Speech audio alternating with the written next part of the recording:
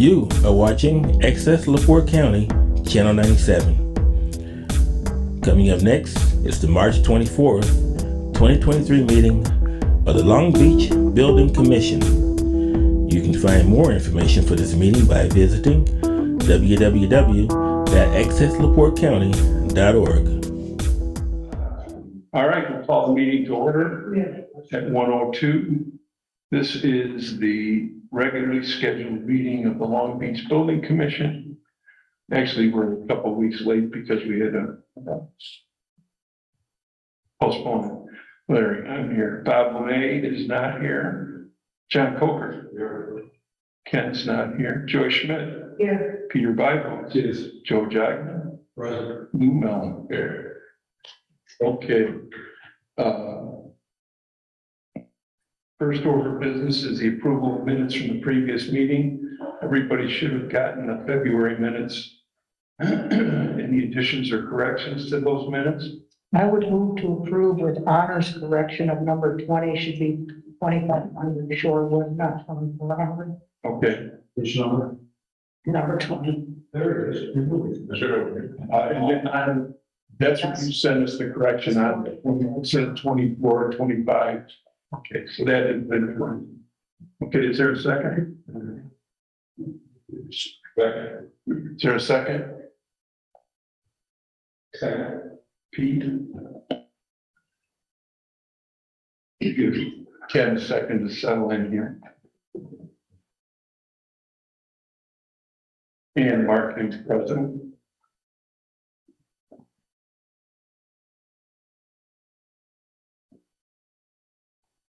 So Ken, our first order of business was, we have a motion on the floor by Joy Schmidt to accept the minutes as presented with the correction. The honor sent out. It's been seconded by Pete. Any other discussion? All those in favor, aye. Aye. Aye. Opposed, same sign. Present. You finished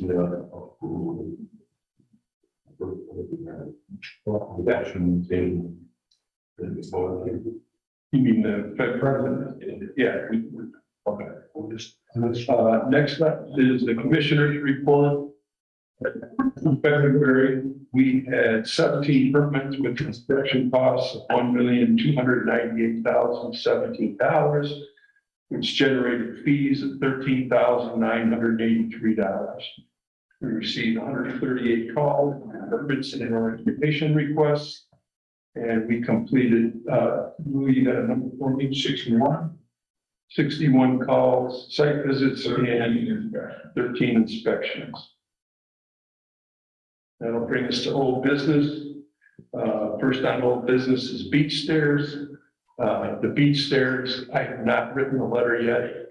That's the only thing we're waiting on. I'm going to have to get that done in the next week.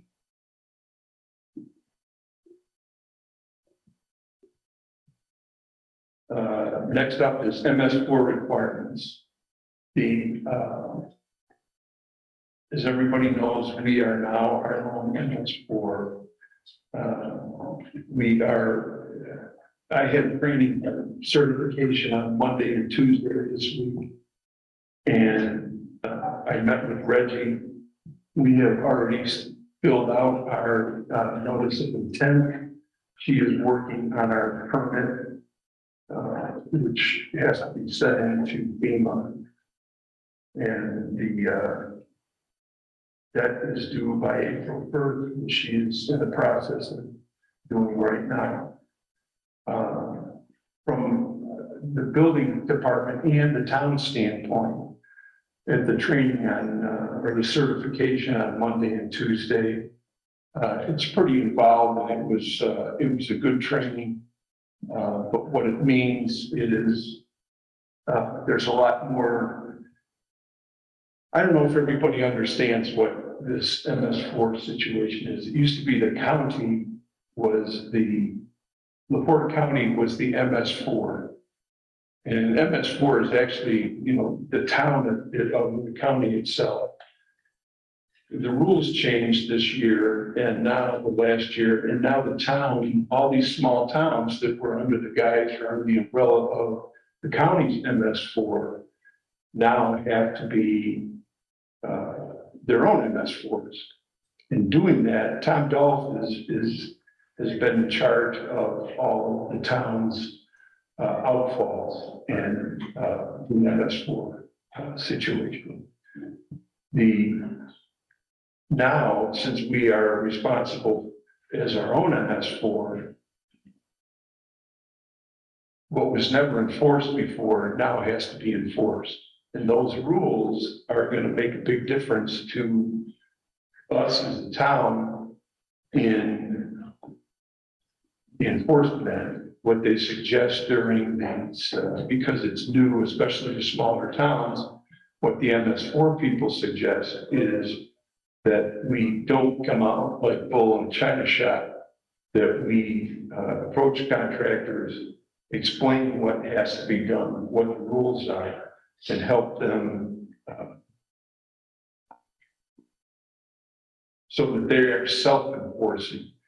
Any project over 1 acre has to have their own MS4 permits. They have to file a notice of intent. They have to file, they call it a SWIP, which is a stormwater pollution prevention permit. But projects under 1 acre, which was new to us, still have to abide by the rules. They don't have to have their own permits, but they have to establish and maintain proper controls. And that's what's new to us here in Long Beach. So that not only means, I mean, for my company, our company, what that means is that we have to institute controls. So we're going to be in the process of doing that, working with Reggie, and they're getting us information that we are going to be able to send out to contractors. And I think we'll probably end up with a meeting here with the Northern Indiana group to help everybody understand what's necessary. That's pretty much it on MS4. Is that like the country club fall under the acre? Right. The town, because we've got distributed properties, is it ownership or contiguous property? So it's ownership. So an individual project, and one in particular is the Captain's Walk project. And I asked specifically about that at the training and what we need to do. I'd already been working with Reggie on it, but we now have definitive steps to follow. And the country club will have to do the same thing. Since their property, I don't know how many acres they own out here, but anything that they do, they'll have to file. A permit is good for 5 years. So they'll have to file a notice of intent. They'll have to file a SWIP permit, which is a stormwater pollution prevention permit. And once that's filed, then they'll come to us, and then in that permit is a plan of any outfall that they have, or handling any areas around ponds and handling any areas around where pollution can get into not navigable waterways, but waterways of the state of Indiana. So I don't know if this is going to be new to them, or if they're already aware of that. I know that they contract out with Servicescape, and I don't know if Servicescape is aware of all these rules yet. Well, getting into the weeds a little bit. If the town is responsible to do this, what about individual projects that impact the town? For example, somebody puts up a house and create a driveway, and they create a driveway. It's concrete. Water runs off the driveway onto the town, and now it's our problem. Yes. Yes. And do we have recourse somehow to get somebody not to do that? Well, if the project is under an acre, or let me put it this way, if the project is over an acre, they have to individually file their own permit. If the project is under an acre, they still have to abide by the town of Long Beach is under what's called a general permit. And we are filing our own permit as an MS4. And Chris, if you want to step in here and correct me if I'm saying anything wrong here, but as the town, we have properties that are over an acre, which is why we're filing our own permit. Anything that falls, any of the town's outfalls, I don't know, pick one. Stop 14, I think, has a drain. Those drains have to be inspected monthly. They have to be monitored, quarterly. There's an annual report that has to be filed for each one of those outfalls that come under the town jurisdiction. Private outfalls, we have to educate anybody that has a private outfall. A private outfall would be a driveway, something that has a grate on it that dumps water down into the lake. Our job is to educate those homeowners as to how that they are to maintain those drains, and that we provide them with whatever education, I shouldn't say whatever education, whatever guidance they will need to maintain the drains. I don't know if that answers your question. Yeah, it does. So I guess we need to building permit applications, make some notification that there's some stuff people have to abide by. Right. On the back of our actual building placard cards, the Joe prints, on the back of that, for the last many years, there's actually a notation on there that says that it is the responsibility of the permit holder to know and understand all state, county, and town MS4 regulations that apply to your scope of work. Failure to comply may include fines. So that was, this says you can find information at laportecounty.org, environment/MS4/. The county is no longer, they don't have an MS4 director anymore. That person quit. And now each one of the towns, Long Beach, Trail Creek, Potawatomi Park, Michiana, all are their own MS4s. And we meet as a group. And I'm the only one so far that has gone through this certification, the federal certification. I just did that Monday and Tuesday. So it's new to me as well. And we would like to, and we're working with Reggie, get to the point where we can collectively have somebody like me that's trained, or individually have a couple of other people, so that we can educate people. That's part of the whole process, is the education of the general public, as well as ourselves, to make sure that this stuff gets done. Okay. Any other questions on that? No, most applications for runoff, I mean, when you do a project, the runoff is normally calculated how it affects everything downstream to the natural waterway. That's correct. And is that part of this now, or is that Yes. done now? It's not being done in our town. It's being done. Tom Dolph has done it for many years, but it has never been done.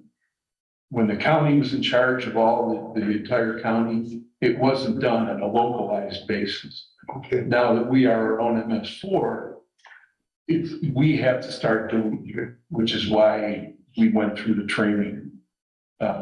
And part of this whole thing, as I mentioned, is educating contractors so that they understand what has to be done. So the process is in effect, but a different entity was responsible for it, and we're going to assume that now. Yes.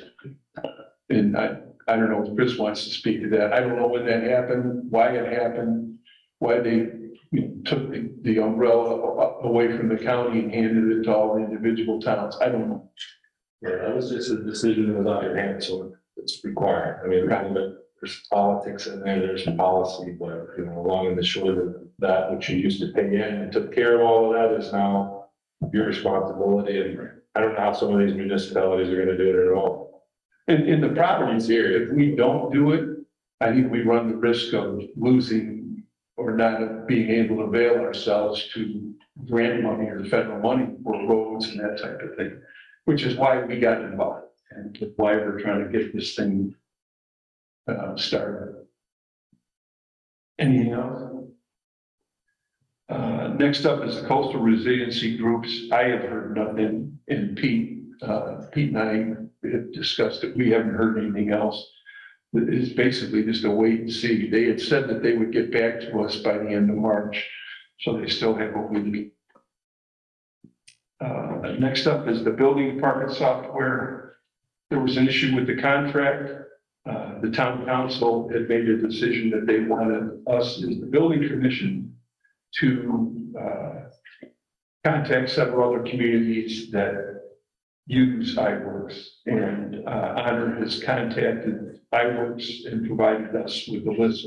They provided us with a list of 6 other communities that use the software, and we're in the process of contacting them.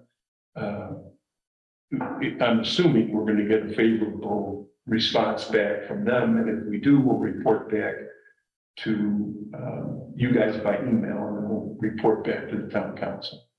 And then it's up to them to sign the contract. Anything else on that? Next up is the solar ordinance, and I know Ken has reached out to the fire department, I think on 3 or 4 occasions, and has not had success with an answer, I guess, as to who he can work with. So Ken has been diligent about that. And when he sent me an email, I think I was actually at the training when you sent that email, Ken, but Yeah. I'll get with the fire department in our meeting on Monday. And I'll get somebody to work with this. And go down spring watch. Right. I know they've been busy with the public safety building, but I'll get on the chiefs, Okay. the 3 chiefs, and tell them that we have to have somebody. And if not, I'll just pick somebody. So Ken has requested that. Your microphone. So Ken has requested that we go ahead as a building commission and make a recommendation on the solar ordinance without, and let the fire department catch up later. That's fine with me.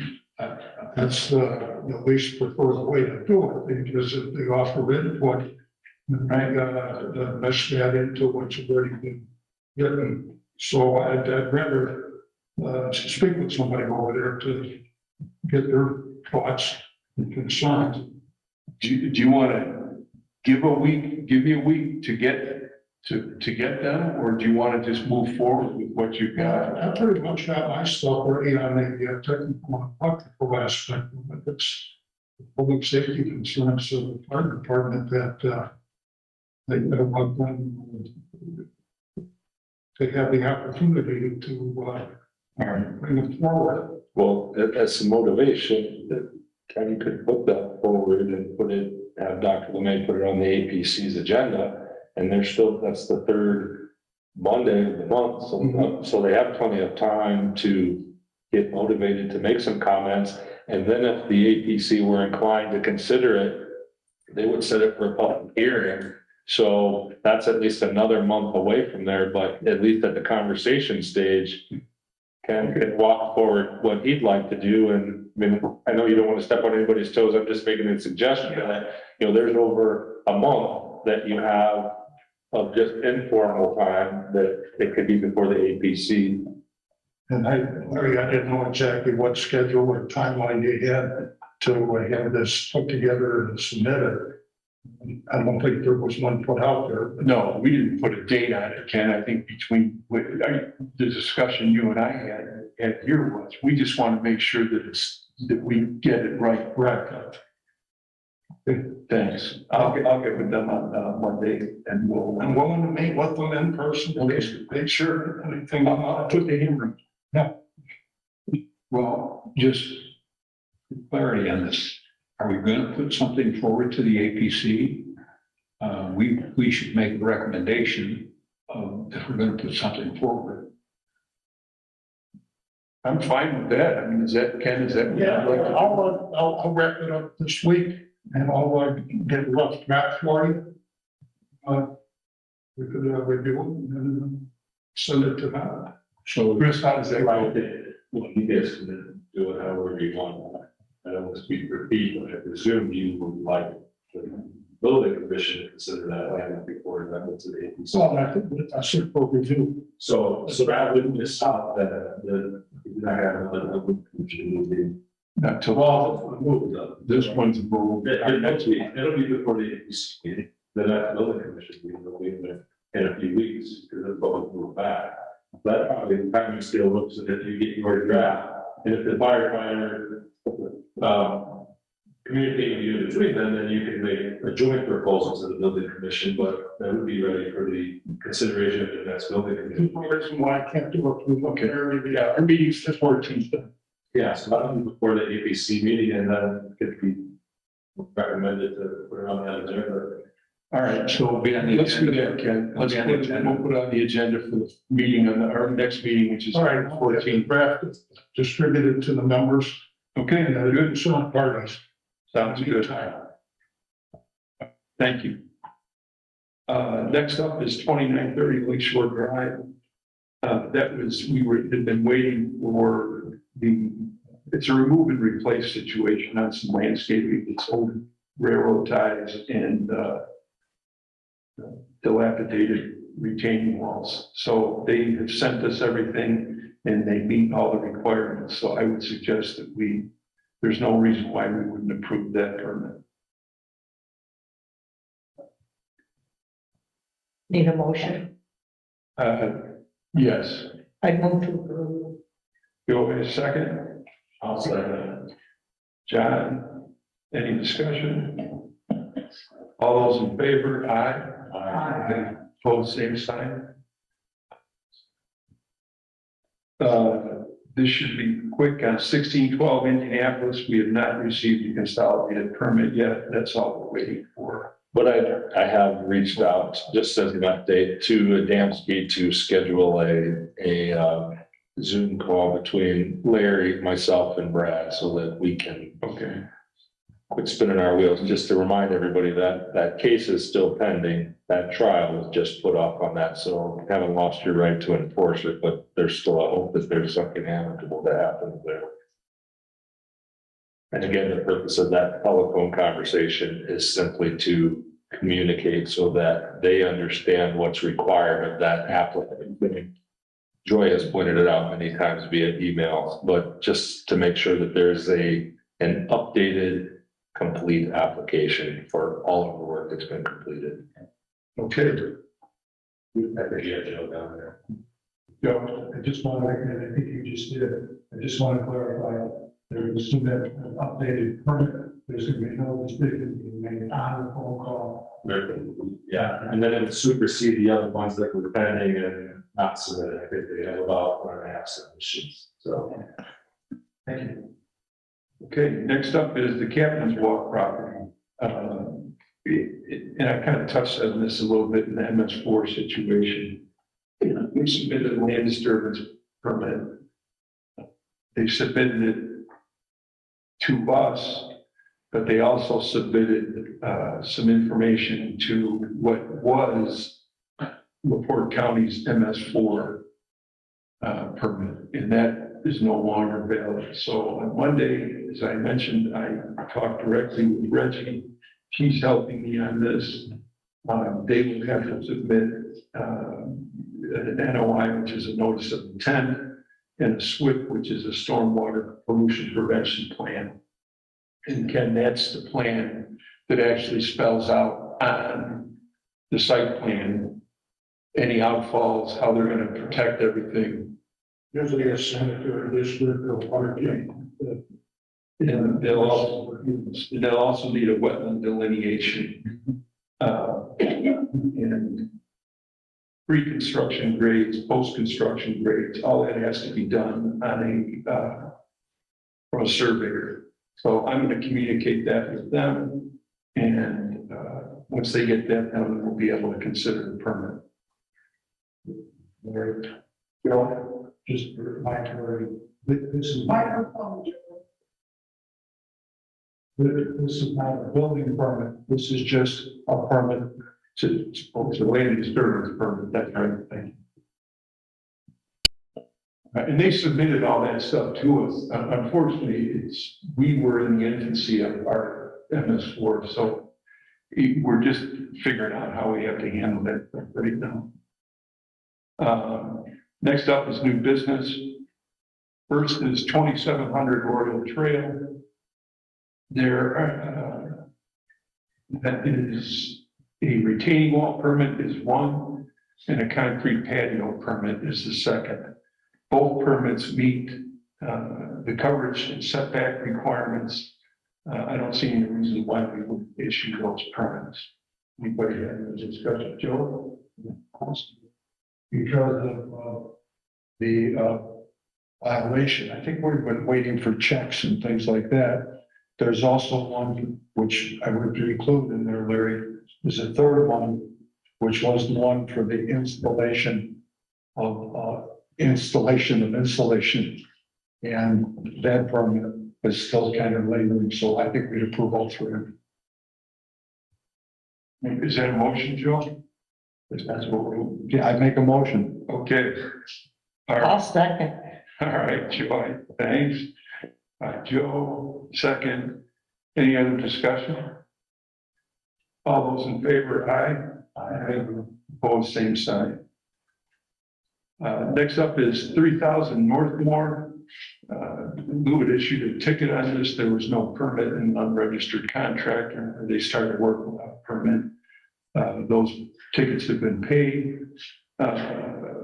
This is a strictly remove and replace. So I actually already approved it. I think I sent that off yesterday afternoon. So that permit has been approved. 2803 Lindale. This has been going on for a couple of months now, I think. They want to put a shed in, but it's a corner lot. It's on Lindale and Brentwood. And the setback has to be 30 feet on the Brentwood side as well, because it's a corner lot. We're just waiting for them directly to send us the updated site plan. Yeah, we need to find the property line to determine where the 30 feet is, where the 20 feet to the regulation. And they know nothing about it. Okay. So we'll just table that until next. 2924 Loma Portal. This one, we don't have all the information yet. When we do, we'll get back with it. Actually, we have, microphone because people on the Zoom can't hear. I'm sorry. Okay, thanks. What we're looking at, we finally did get the survey on this, and Paul Hay is the contractor that's planning on doing the work here.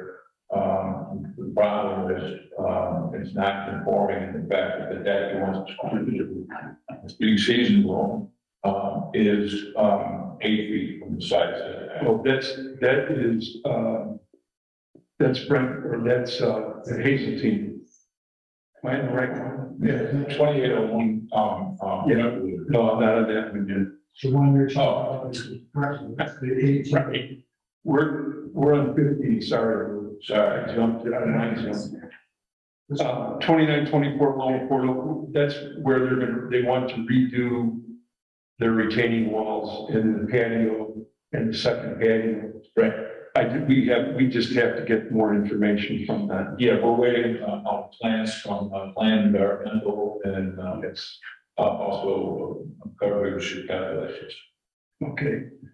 Next up is 2317 Hazeltine. And this I sent the email out earlier this, I don't know if it was this week or last week. about, the cutoff dates. We have to, we got this information this week. And you just, I don't know if it was late yesterday, we received a flurry of emails about this, that it was received, by someone in the town hall, but was not processed on Friday. Unfortunately, we don't have control over that. Our cutoff is Friday, and if things don't make it to our cutoff, we can't consider the permits at the next meeting. I mean, we can certainly talk about this, but we would not be able to approve the permit at today's meeting. I personally have not reviewed this permit. So if you guys have and you want to discuss it, that's fine. I did receive a call from the owner this morning asking if it could be considered, and I explained to her exactly what I explained to you guys just now. But again, if you guys have reviewed it and you want to take a look at it or discuss it, that's fine. Joe? Just a comment, I'm not asking to review it or anything else, just so we all know, this project went to the BZA and returned, the BZA approval. Yes, that's correct. So if anybody else has reviewed this and wants to comment on it, otherwise, I need more time to look at it so that I can make a decision and advise you guys properly. When, Larry, when did we actually receive it? I think it was Tuesday. I mean, I can look at my email, but I think it was Tuesday. I have a stamp on it, March 20th. That was Monday, yeah, so that was Monday. The PDFs came through on Monday. Pardon me? The PDFs, all the PDFs came through Monday. So we got this up on Monday, and unfortunately, that's past our cutoff date. So this is Michael Woodrow, the homeowner. Can I just speak for one quick second? Sure. So we submitted it to the town last Friday. So what else are we supposed to do to make sure that it gets from the town to you guys? It doesn't seem like that's our fault that it didn't get to you guys in the amount of time. I'm just asking for clarification. Yeah, I think I spoke to your wife this morning, and we received an email late yesterday that somebody in the town hall said that, yes, I got the permit. But unfortunately for us, as Joe said, his permit was stamped in on the 20th, which was Monday, and we didn't get it till that time. And what happens is, obviously, when somebody submits something, all of us, we have to review it. And we take the information that we get as of last Friday, and then everybody reviews it so that we can speak with some degree of knowledge. And as I explained to your wife today on the phone, I haven't had a chance to do that. And if everybody else has and they want to discuss it, that's fine. But I don't think, and I mean, I can ask Chris, but I don't think that we have to stand by our rules. And I understand it wasn't your fault. I don't know how that happened, Mr. Woodrow. I don't know how that happened, that it came into this office, to the office here, but was not stamped in. And if that is the case, I certainly understand that it wasn't your fault. But on the other hand, we do have to review the stuff. We can't just because something happened. We have to. Everybody has to look at it. And I guess I'm asking, has everybody looked at this down? Well, Larry, to the homeowner's point, I think they met their obligation to get it into the town on time, and I concur with the homeowner. I think it is an internal thing that we messed up, and I think we owe the homeowner responsibility to make good by what we're supposed to do. Now, if we could do a special review or do a review in the next couple of days and work with the homeowner, I think that would be proper. We had a mistake, and we should. And I explained that to the homeowner this morning. I concur with the homeowner, and I think just because we moved up, we're gonna, pass it down the line. Right, but we we can't approve a permit that nobody's reviewed. That's our problem. I'm saying we should take extra time. We made a mistake. We can do that. And the homeowner can actually request a special meeting. And that requires 48-hour notice. Yes, That would at least. require 48-hour notice. So if Mr. Woodrow, if you would like to, you could request that we hold a special meeting, and that would be sent out. That would have to go through the clerk's office. Well, your next meeting is April 14th and time is money. So I'm not making light of the time. I do want to point out as Honor, who's the building commission and building department assistant, the PDFs didn't come through until Monday.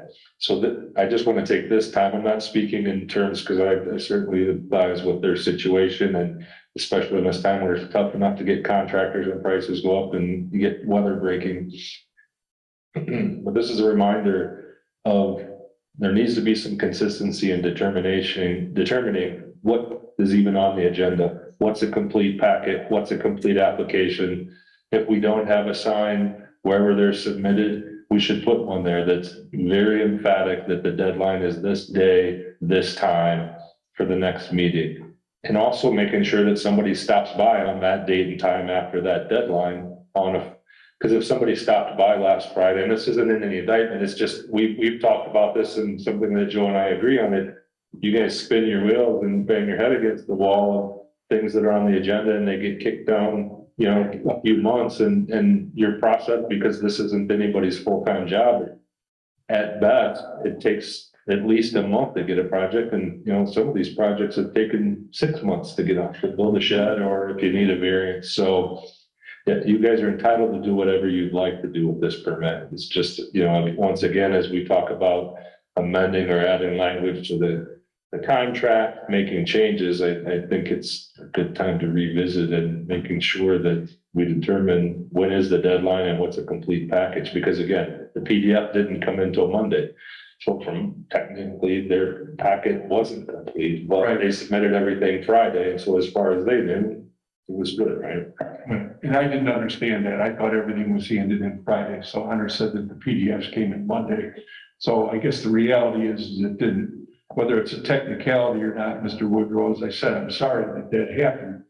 But did the PDF, when you say the PDFs, did the PDFs come from the town of Long Beach to you? Or are you saying that we submitted the PDFs late?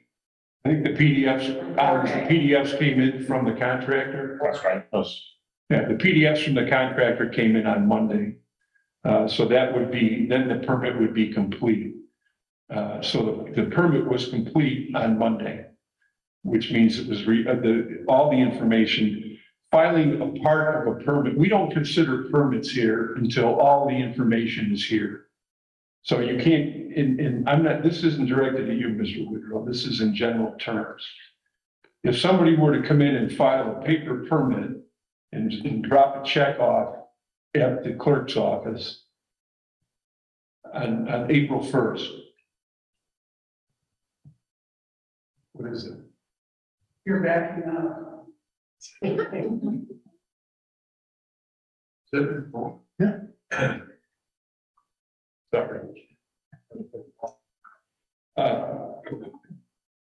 Until all the information, the necessary information is received, that is the date when the permit is usually sent to us.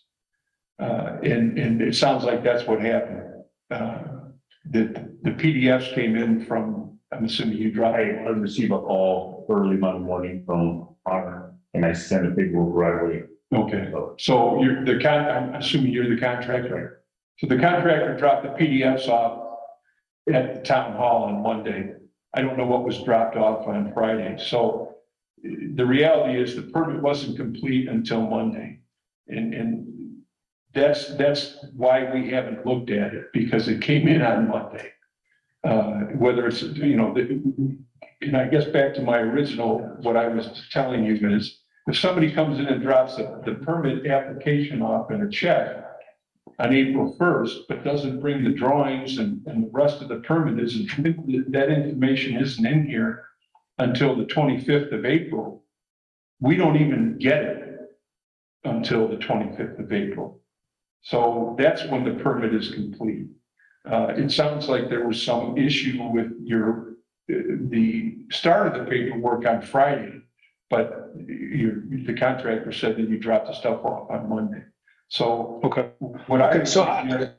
Yeah, I don't want to waste, your guys' time. So I appreciate your effort and everything. I mean, can we request a special meeting? Because basically the bottom line is if we have to wait till the next meeting with ordering windows and doing all that stuff, we missed the summer.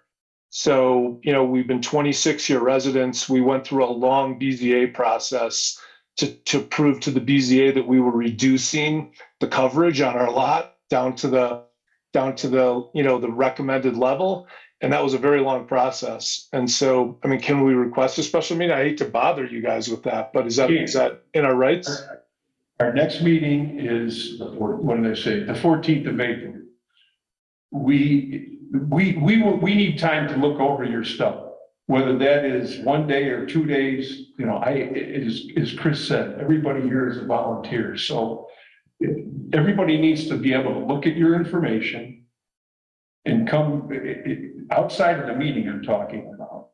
So yes, you can request a special meeting. We would have to have a special meeting and we would have to make sure X number of people can make that special meeting and then set the meeting. That requires a at least 48-hour public notice. We can't make any decisions outside of a public meeting. So yes, you can request a special meeting, and I would get with everybody here on the commission, we're missing one, and ask them when they could make a special meeting. Then it would have to be published, and then after 48 hours, we could do that. I can't tell you that could happen on Wednesday of next week or Thursday, but certainly that could be done. The longest time that you would wait would be until the 14th of April. Okay, so do I verbally request that special meeting or do I have to fill out some paperwork or something? You can. I mean, I'm not telling you that you should or shouldn't, but you can. That's an avenue that's open to you. Okay. Then, Michael Woodrow, I'm the homeowner of 2317 Hazeltine. I'd like to request a special meeting just to keep this moving. You have to do that in writing through the clerk's office. Okay, and then will the clerk get it to you? That's the way the process works? And the clerk stamps the information in. That's the whole reason we started this discussion. When paperwork is brought into the clerk's office, the clerk stamps it in. That's the official, not just for the building commission. It's the official receipt of any information that starts the public process. And that happens at the clerk's office. So if you want to request a special meeting, you would have to do that through the clerk's office. Okay, so thanks for giving me that information. I appreciate it. Right. Okay. Larry, just for clarification, is that, because I'm not familiar with it, is that by code? I know anybody can request a meeting. Oh, I don't know, Chris. Meaning our town code, because it's them requesting it. I mean, technically the ability to make a decision is sitting here today, so that you could take a vote on that and set a date versus you calling a special meeting. Because if we leave here and he requests it, there's no guarantee that he gets a meeting. Just like you try to coordinate one and nobody's going to show up or nobody agrees with it, right? You don't have the ability to really make a decision versus calling that special meeting. So, I mean, that's your call, but I do think that you can have the ability to consider and want to set that now. I'd like to make a motion that we act on Mr. Woodrow's request for a special meeting in the most expeditious way, and to get this thing going for him, since it was our responsibility that. Well, Ken, I'm going to stop this right here. It wasn't our responsibility. Okay. The information came in on Monday. It's come out. As a courtesy, we are having this discussion about this project. I don't want to spend another half an hour. We have processes that we abide by. Those processes were not adhered to by the owner's contractor who was sitting right here, said he brought the information in on Monday. That means it didn't make the cutoff. Mr. Woodrow is perfectly within his rights to request a special meeting. If he wants to do that, I suggest he go through the town clerk. I'm not prepared to set a special meeting right now. I don't want to spend another half an hour discussing this. We have other items on the agenda. Mr. Woodrow, if you would like to have a special meeting, please request one. Won't we act on it right away? We will act on it as soon as we get it. Okay, You want everybody to pull their calendars? I'm not gonna ask everybody to pull their calendar out here and figure out if we can have a special meeting on Tuesday. Let's move on. Does everybody have a copy of the application? I do not. No, that's the problem, Pete. The information was not submitted, I know, but so we don't have it. Okay, so Honor, we need to get that word got it. 2801. Okay, 2801 Brentwood. Oh, that's the one that Lou was talking about. So this was submitted and they want to build a deck or redo a deck that's existing. The Honor, I think this just came in today, didn't it? The other drawings? Yes. So they had submitted their permit. This is similar to the 2317 Hazelton permit. They submitted the permit on time, but they didn't have the rest of the information. That information came this week. So I had called the owners and suggested to them that they, we're not going to act on this permit. We're going to table it and move it forward. Anybody else have any discussion on that? No, I Yeah, we should be one. no, I think we go to 1517 now. So the thing that's missing is the site plan, right? Right, site plan, and we got it, and I mean, I can tell you, if you want to hear it, it's 2 feet, the deck extends 2 feet into the setback. So what that would mean would be that it would be an increase in volume. I'm going to talk with the owners and find out if they want to modify the plan so that they wouldn't need to go to the BZA, or we would just deny it, and then they would have to go to the BZA. Got it? Okay. Next up, 1517 Lakeshore Drive. I'm going to recuse myself from this, and Pete, I think Pete's going to take this over for me. Well, 1517 Lakeshore Drive is a request, land disturbance permit request. The result of some movement of soil onto town property, which is under the conservancy of the Sand Dunes organization. So what we need is a site plan, and it really needs to be staked out so that we can identify what soil and what other pieces of garbage need to be removed from town property and adjacent properties. So that's got to be submitted, and we have an idea of what needs to be done. Question? So it's not complete yet, correct?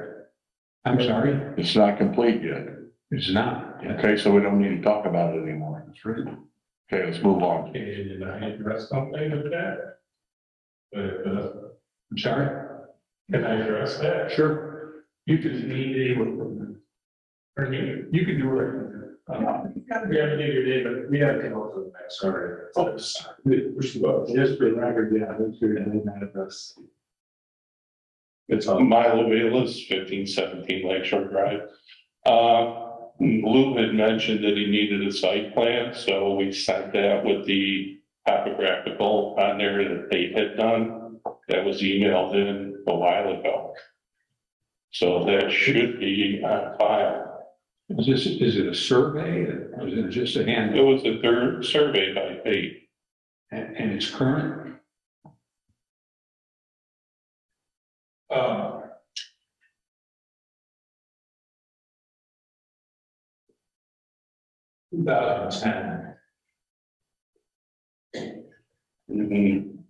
I think it was a little bit more recent than that.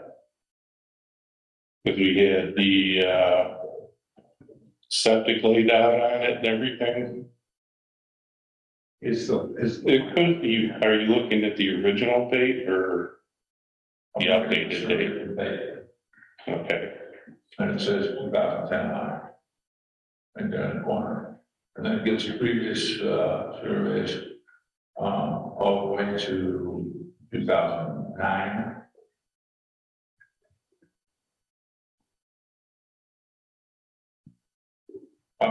So what's, in regard of how old the survey is,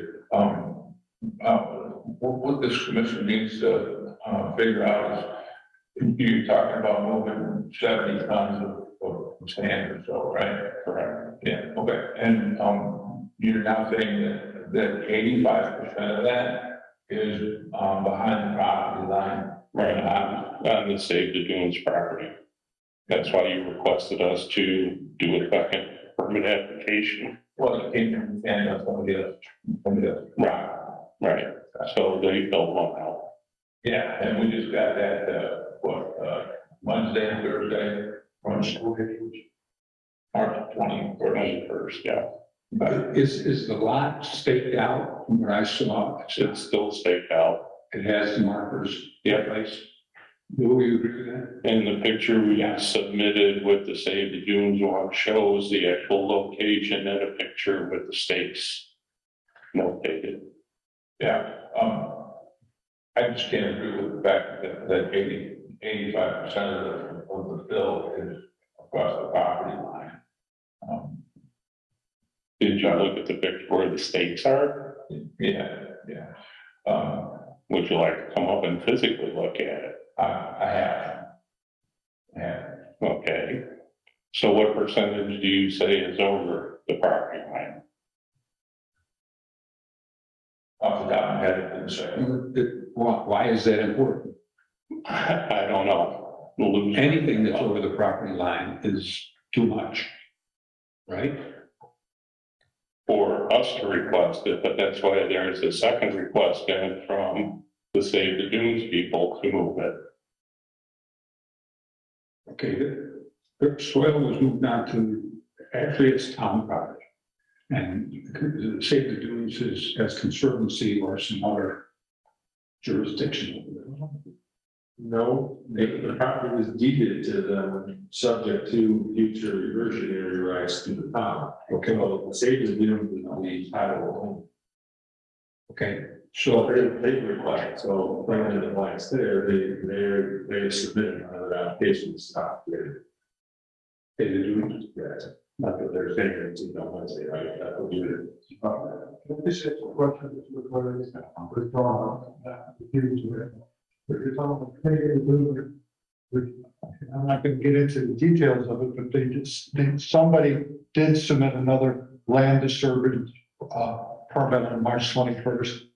And they said the address was Stockwell Woods, Lakeshore Drive.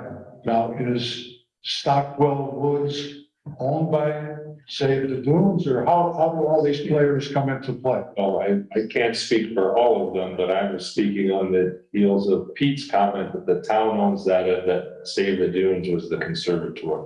There was a portion of Stockwell Woods that was deeded over to, so legal title is held by Save the Dunes. And if that's the portion of it, that's what they've given the address. Regardless, whoever submitted that and they show proof of ownership, that's theirs. They need to prove that. But there is a section that, if your recollection was that used to be the town's, there was a deed that was transferred to, recorded, with reversionary right that they ceased doing business, that they would come back to the town.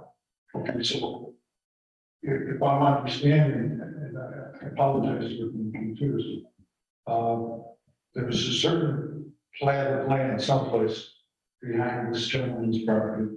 And is that Stockwell Woods? Is that say?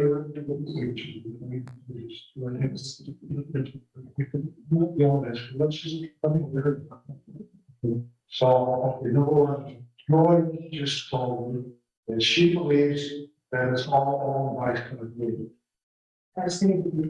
I say the dunes. And costs. You must have trying to get me that, what I'm just trying to get built, like, it's the same thing. Statsville Woods is part of the city. Thank you. That's- So overall, it doesn't matter if it's John and Jane Doe, they just need to prove ownership to you, whoever submitted the application for land disturbance. Thank you. That's all. So it's back, I know the property behind lots 53 and 55 is Save the Dunes. Lot 57, the property to the east, is that Save the Dunes property as well? Lot 57, because the pictures I saw showed that there was debris put on that lot too. If I just go by, sorry, I just go by the document that was submitted, they're saying that their lots, they're 53 and 54. Right, If we use that document. yes. But what we need is just what I think we said, we need clarity. And we need somebody, whoever owns that property, has to give us clarity. I believe that's what we're. Yes, I agree. Bob was on Zoom and say that. Can I chime in here? Sorry, it's a little hard to hear some of the audio, but I'm Katie Hobgood. I'm the program director at Save the Dunes. And just want to confirm that the lot behind this homeowner's house is owned by Save the Dunes. The property is called Stockwell Woods. So like that is the title and the address that is on our official paperwork. Yeah, and I'm happy to answer any additional questions that can help clarify the situation. Okay, so just by looking at Beacon, lot 57, which is the lot immediately east, is owned by Mr. Powers. Well, maybe get something from him as well. William and Anna Powers. It's a lot of owners. They filled one out as well? No. Yeah, I'm not aware that we have anything on their property. Well, from the pictures I saw, it looks like. We'll have to check that out. Will, Yeah. anything east of lot 55, east of the states. Eventually, Bill, going across the property like that. Okay. Well, we'll need something from them. And if they don't want it removed, we don't have to get anything from them. Now you're on my paper. It should have been there in the first place. I don't know what the situation is there. They should sign, they should state in some official form. I mean, man. Yeah, we can't turn anything on their property. That's goes without saying. If they don't agree. Do you want like an email from them saying that they don't want any of their property touched, or when we need? Weird. I don't know what the word now. So I don't know what you were. I haven't seen any of this, so I'm freestyling here. My only point is you can't touch anything on their property, and if they want to be involved with what you're doing, they're gonna have to join in and do our application process. Excuse me. Need to identify yourself, sir. My name is David Wolf. I'm with O'Sullivan Constructors. I helped prepare this application and hopefully we're going to be working with the Bailiffs on this project. I just have a question. At the beginning of this discussion, I heard that there is no survey and there is no site plan, and now I think There is a survey, there is a site plan, the survey that I see is from 2010. so. Really, what we Which is not a current survey. Who placed the stakes? I would imagine the surveyor did plan. And two, so the stakes have been there since 2010? I would assume so. Yes. No. No. The lot had to be surveyed in state before foundation. So that has been, it was done recently before they poured the water. Okay. It was even after that. You had figured topographical updated. So I'll have to look and find the most current one. So just so that I can understand, what you're asking for is an more clarification or an updated, site plan. Well, somebody's gonna have to help me too, because site plan that I have is dated 2010 or 2010, and on it are the topographical things, the installation of a dry well. Currently, the new house has been built. So if somebody says there's a 2022 site plan, that's not what's submitted. Understood. And So what I would say is, start is to get the updated site plan, record whatever work has been done, which plans to be done, and then we have a current. Maybe that's been done, but I don't have it. so, and we should work with Lou to get through that process, I presume? No, you'd have to work with yourself. I mean, I mean, if you, the revised plan needs to be submitted, to Lou, to the commission. to the commission. Understood? To the office. To the clerk's office. To the clerk's office. Thank you very much. But I do have a question about the stakes that are out there. You said the stakes are in place. Yeah, And there's flags on them? yeah, pink flags. What was it? Whoever they set out. Oh, so they, okay. Okay. All right, anything else?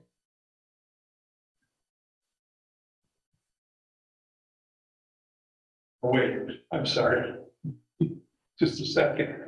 Anything else from the commission? I'll come in a second, sorry.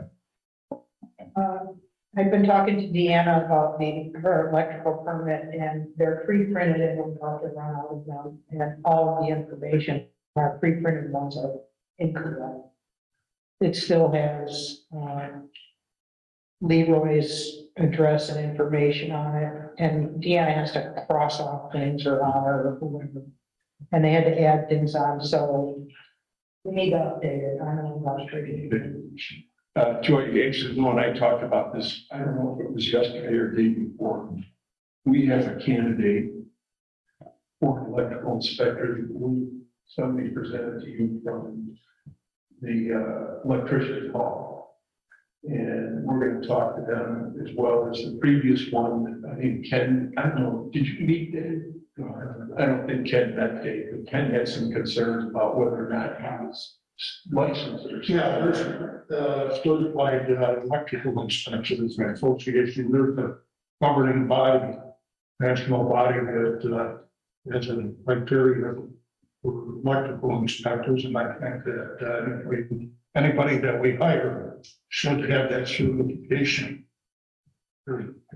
So we're going to talk to this individual. Right now, we go to the county, we know that permit was done by, I think Leroy, I mean, I think it was probably 2 or 3 building inspectors ago. So we have to come up with a new permit. We have to come up with a new, just in general, the way we do it. Because right now, we rely on the county inspector to come out and inspect, and he inspects. It's a box up mess. He inspects under different codes, one thing. It's just, we want to get it streamlined. And I know Deanna wants to get those printed, but we don't want to print them and not be able to use them. So we're having a rough time. And I think Lou and I will work with Ken. Ken is more in the electrical than anybody that I know on this, or probably that I know. So it may be that we could get somebody and maybe we get them certified. I don't know how that works. That they have to go down. That's something they have to do on their own, and they carry with them and keep current themselves. But I mean, it's probably something just like me going through the MS4 federal certification, isn't it? Yeah, the problem I've seen in the past with those type of arrangements are the person never makes the grade that gets certification. So I think from a hiring standpoint, we should make that mandatory to have that to begin with. Okay.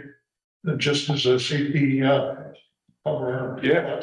Well, I think I'd like to probably have you do the interviewing and whatever with the other. Okay, no problem. Okay, thanks. Joy, does that answer that one? Yeah. Okay. Any other things from the commission? No. Joe. But Larry, I will just deal with the people. Microphone, Well, my God. Yes. Okay. The only question I have, these gentlemen for 1517 Lakeshore Drive, they're going to present some more documents. Also, I noticed that for the Save the Dunes or Stockwood Woods, are we asking for anything else from them? Or are we just going to wait until we review it again? Well, you know what, again, I'm recusing myself, many things to do with this, so. I mean, well, That's what I'm saying. what we need is for, Save the Dunes from there. And, either something that allows the homeowner from the lot next door or something like that. I mean, I don't know, what more that has to be, but, they need a land disturbance permit as well, because they're moving the stuff off that property. So we need those two documents before we can let go on this. Okay. Thank you. Well, I was just gonna say with Save the Dunes, if they've submitted something different, you guys really haven't considered their application. So I would just reiterate to them to make sure on the heels of this, that they follow up and make sure that it's thorough, because you haven't. One reason I hesitate to go too far is because the second permit was submitted on March 21st. That's Which was that's what I was getting to is late. yes, which means it's not formally before you, which means you're not really giving them advice or feedback on that. But I just want to reiterate so that you don't come here next month and somehow they're deficient in theirs. Just make sure. Well, like you said, you know, they're 15, 17. No, I understand, but they're together. They're working with Save the Dunes. They're in contact with them. So my whole point is to make sure that they're communicating before they have their ducks in a row and somehow Save the Dunes doesn't, and now you've wasted another month. Okay. Anything else? Thank you. Yeah. No. Public comment?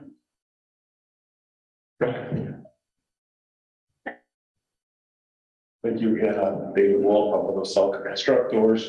and turned on. Yes. As part of this 1517, Lakeshore Drive project, we came and our firm became a licensed contractor. So then we discovered that, soil disturbance permit would be required. We filed a soil disturbance permit. In the interim, between filing to be a contractor and filing our soil disturbance permit, we delivered some equipment here. After we learned that a soil disturbance permit is going to be required, we picked our equipment and left the site, waiting for the decision to be made. During the course of that, the parking area at the bottom of the hill and in the front of the lot was disturbed. We repaired it, put it back to the way it was. And then we received, and Bayless has received a violation from Luke's office for soil disturbance without a permit. And last Friday, we were told the reason for that was because the parking area had been made larger. And we've submitted some pictures to the office here that shows what it looked like immediately after we took our machine and what it looks like today.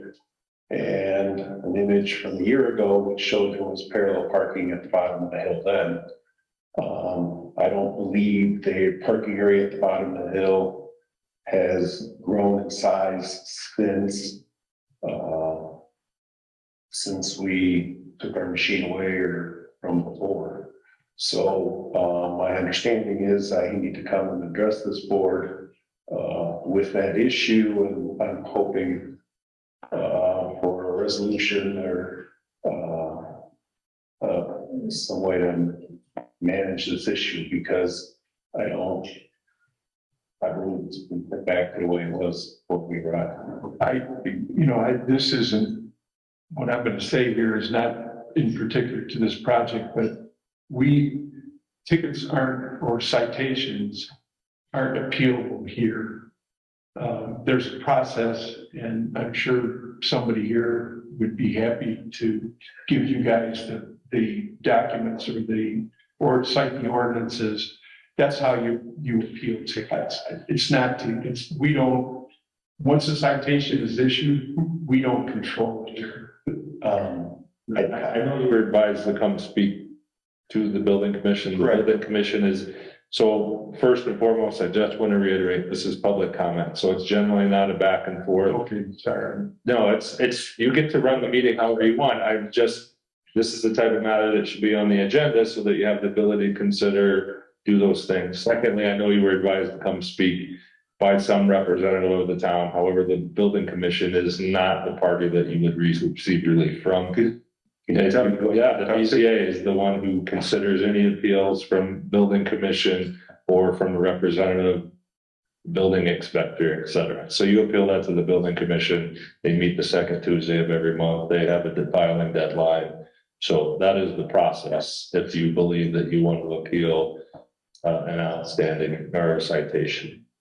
So the building commission. Yes, or sorry, BZA. The BZA. Yes, I'm sorry. Yes, I double speaking with all of these. My mind tends to get numb on a Friday afternoon here. Understood. BZA. So I know that you were advised to come here to speak on it. They don't have the authority to address that. Okay, well, thank you for clearing that up, and I hope I didn't waste anyone's time. No problem. I just had a question. When I look at what you call topographic markings on here, the topographic markings clearly go beyond the lot line. What is the purpose of that? Down to the street. I'd have to look at the drawing to. The old one too, right? Well, we're gonna get a new one for right. Yeah, they're providing. We're gonna get a new one, why is that? I mean, I go by the. Okay. Thank you. You have the answer. No, Thank you very much. I need.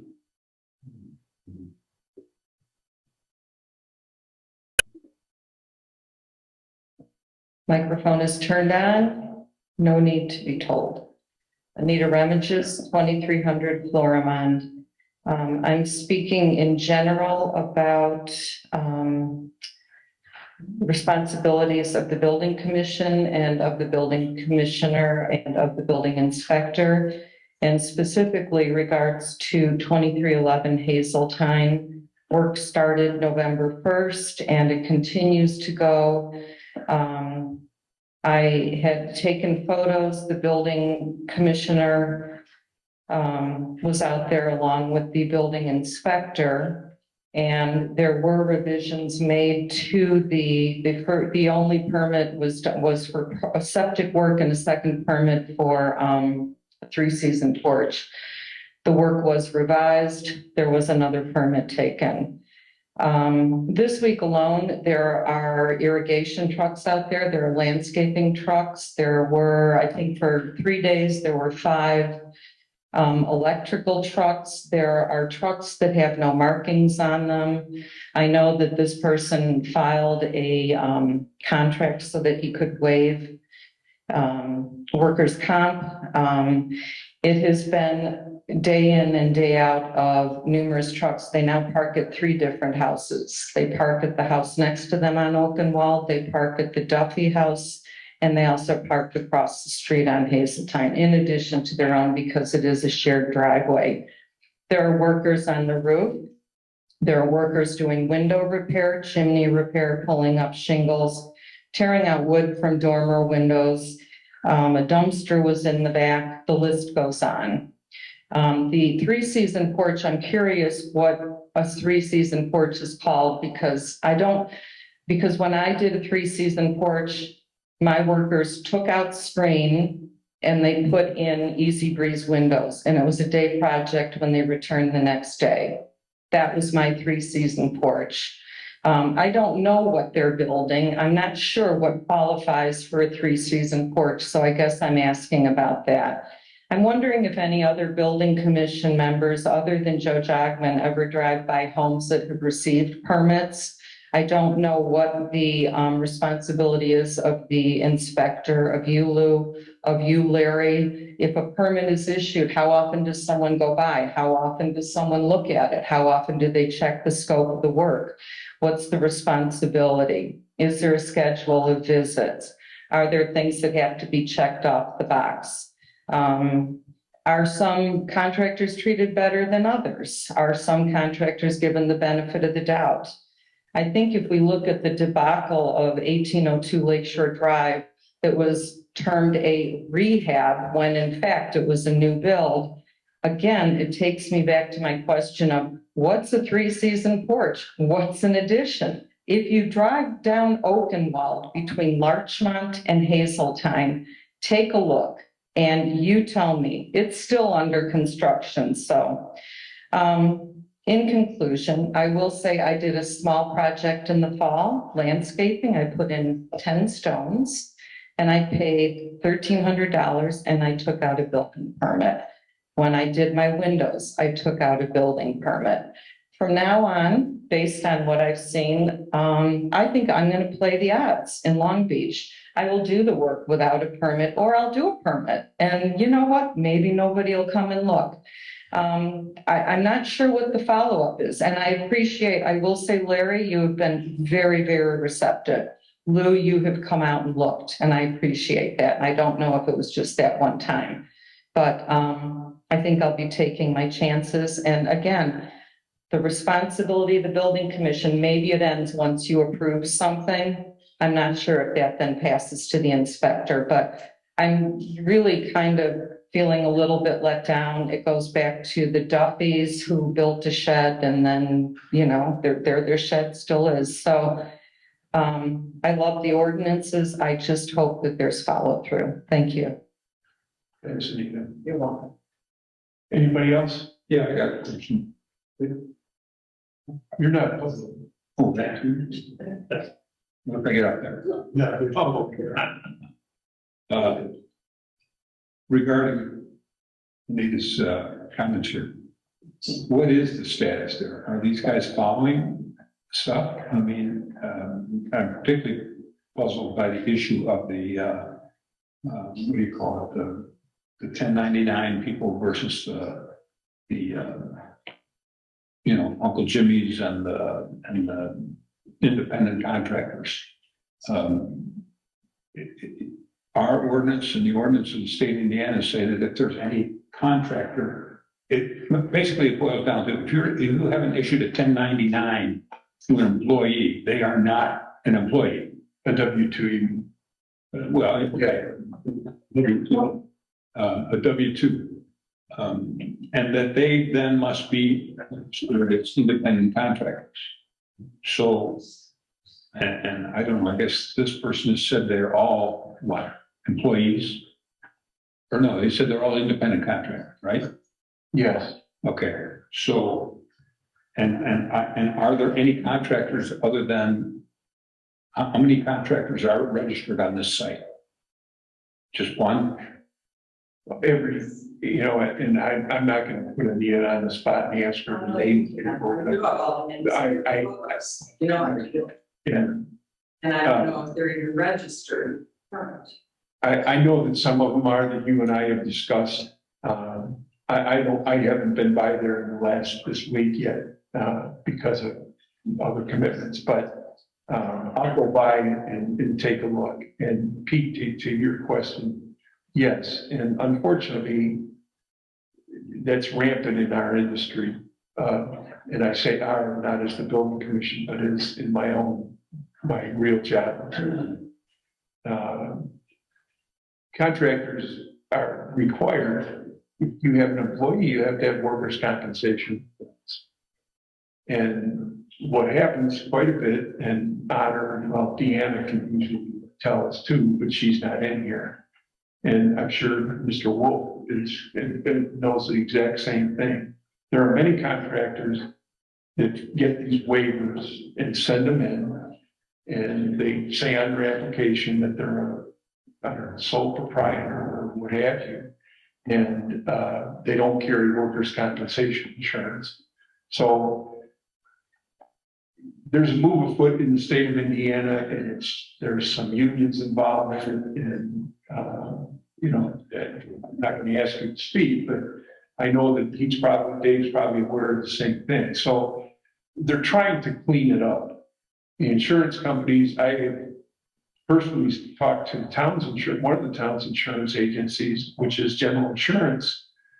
And just to make sure that I'm correct, if you have employees, if people are on your job and you have a waiver, then they should be listed as a subcontractor and registered with the town as well. And, you know, we don't police that. I don't know that we have the ability to police it by ordinance or not. And I mean, it's certainly something I'm not going to ask Chris because it's an evolving thing for us, I think. And I guess, Pete, it's a long answer to your question, but yes, this particular contractor his registration is such that he has a waiver from the state. So if there are other contractors there, be identified as a contractor because I guess I would say some label on their truck or something like that, then they should be registered. And if not, they should be issued a citation. The town just passed an ordinance that said to protect the local contractors, that says you must be registered with the town or face a $500 fine. So we need to find some way to determine what is the status of these people. And my opinion is we take the step and say, issue them a citation and let them prove that they have something that says they are whatever they are, a waiver or something. I don't know what they are. I don't know the exact mechanics of it, but the town has passed an ordinance. Now we have to be sure that we can follow it up because one of the tenets of that ordinance was that we did this because local contractors were being cheated out by Uncle Jimmy coming in on the Friday, doing the work over the weekend when our building inspector is not there and disappearing on Monday. So I want to put a stop to that somehow. I don't know exactly what the mechanics are, what we need to do. I don't think we need to make it too difficult. You, Larry, are entitled to demand that information. And I agree that you can't police all of those things, nor do you want to. But when they're brought to your attention blatantly, you're entitled to ask. And if you have the information, it's up to the contractor to prove them out. They're either employees or subs. And if they don't do it, then you give them the opportunity. And then if they don't, you have the ability to revoke that permit. You have the ability to put stop work orders and cite everybody. So I don't think we need to make it overly complex or put more process in there. You ask them for the information. If they don't comply, then you go through those other steps. Okay. A suggestion. I have operated in municipalities and other jurisdictions where there was a requirement for the contractor to have signage on his vehicle. Whether it was magnetic or painted, some places required full painting. Believe it or not, Ken, we have that ordinance. Oh, you do. It's another one that's. Okay, well, there you go. It's not. Force that, yeah. No, sorry, no. It's a good point. And that ordinance is what again. We're gonna at least give you an opening to ask the questions too. They do Yeah. At least you can ask. Of course, why not? Yeah. It's not that. in that, what's going on there? Yeah, you don't have to bust everybody's chops. There might be a viable, and I forgot to do it, or we generally don't, or we weren't. You don't want too many I wasn't aware because that's not, they're signing that they're going to be in compliance, but we have the ability to at least educate and inquire about it and then decide if you have to take some steps. But I think you're already entitled under the law to that information.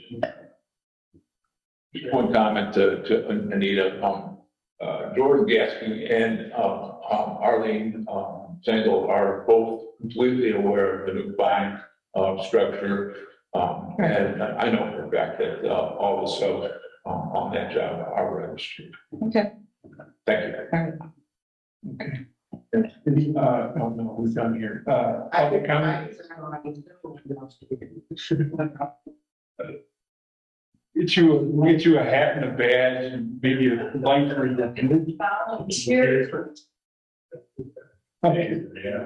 Yeah, two more questions. I really consider just trying to.